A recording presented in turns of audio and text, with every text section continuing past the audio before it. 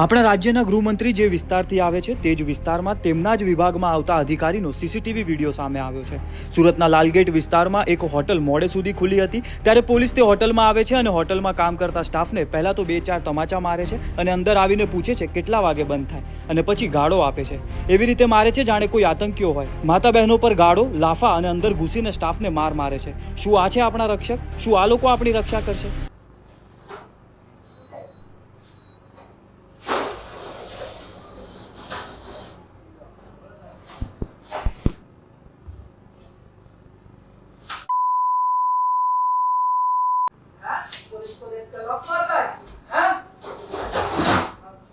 કેટલા વાગે બંધ થાય? કેટલા વાગે બંધ થાય? કેટલા વાગે બંધ થાય?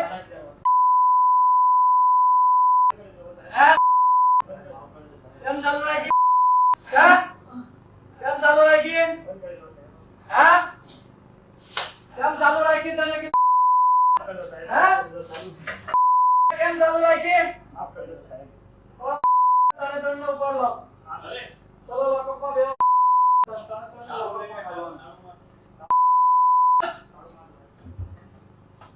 કાકા ને હતા ને અહીંયા